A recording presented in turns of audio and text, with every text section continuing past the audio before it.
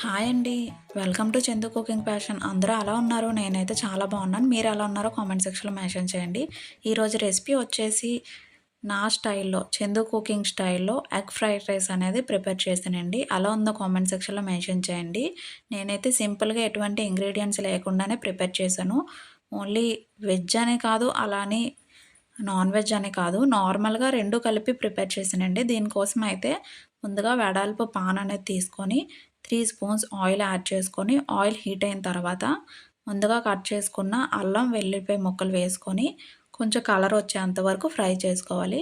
Fry అయిన తర్వాత నేను క్యారెట్స్ అనేవి 2 ఆర్ 3 క్యారెట్స్ తీసుకొని చిన్నగా కట్ చేసుకొని అవి కూడా బాగా ఫ్రై చేసుకున్నాను. ఆ ఫ్రై అయిన తర్వాత ఒక పచ్చిమిర్చి, ఒక ఆనియన్ అనేది నేను చిన్న ముక్కలు కట్ చేసుకొని అవి కూడా సేమ్ అదే పాన్‌లో యాడ్ చేసుకొని మొత్తాన్ని ఫ్రై చేసుకొని కొద్దిగా సాల్ట్, లైట్‌గా వాటర్ అనేది మనం జల్లుకొని 2-3 నిమిషాల పాటు బాగా ఫ్రై చేసుకోవాలి. బాగా ఫ్రై అయ్యేలోపు మరో పక్క నేను స్టవ్ ఆన్ చేసి 1 గ్లాస్ రైస్‌కి 2 గ్లాసెస్ వాటర్ పెట్టుకున్నాను. పెట్టుకొని హాఫ్ లెమన్ ఇంకా 1 స్పూన్ ఆయిల్ యాడ్ చేసుకుంటే అది మనకు ఉడికిన తర్వాత మెత్తగా అయిన రైస్ అనేది అంటుకోకుండా విడిగా మనకు ఉంటుంది. రైస్ అనేది ఉడికిపోయిన తర్వాత ఒక ప్లేట్‌లోకి చల్లారబెట్టుకొని పక్కన పెట్టుకున్నాను. పక్కన పెట్టుకున్న రైస్ అనేది మనం ఈ క్యారెట్ అది ఫ్రై అయిన తర్వాత అందులో యాడ్ చేసుకోవాలి.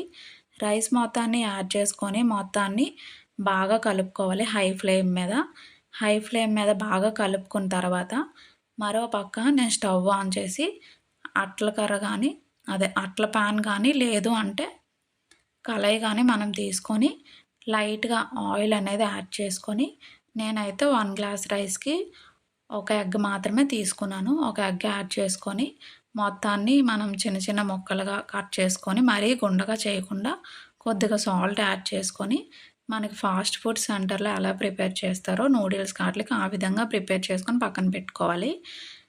ఆల్రెడీ మనం ఫ్రైడ్ రైస్‌కి ప్రిపేర్ చేసుకున్న దాంట్లో కొద్దిగా మిరియాల పొడి, కొద్దిగా సాల్ట్ యాడ్ చేసుకొని మొత్తాన్ని హై ఫ్లేమ్‌లో కలుపుకొని ముందుగా ఫ్రై చేసి ఉంచుకున్న ఎగ్ అనేది ఇందులో యాడ్ చేసుకోవాలండి. ఇందులో యాడ్ చేసుకొని మొత్తాన్ని మనం హై ఫ్లేమ్‌లో అలా కలుపుతూనే ఉండాలి. అలా కలుపుతూ ఉంటే మనకి టేస్ట్ అనేది చాలా బాగా వస్తుంది. ఇంకా స్మెల్ కూడా చాలా బాగుంటుంది. మీ దగ్గర ఇంకా ఉల్లికాడలు కానీ లేదంటే కొత్తిమీర కానీ అవైనా యాడ్ చేసుకోవచ్చు. నా దగ్గర అయితే ఎటువంటి ఇంగ్రీడియంట్స్ అనేవి లేవండి.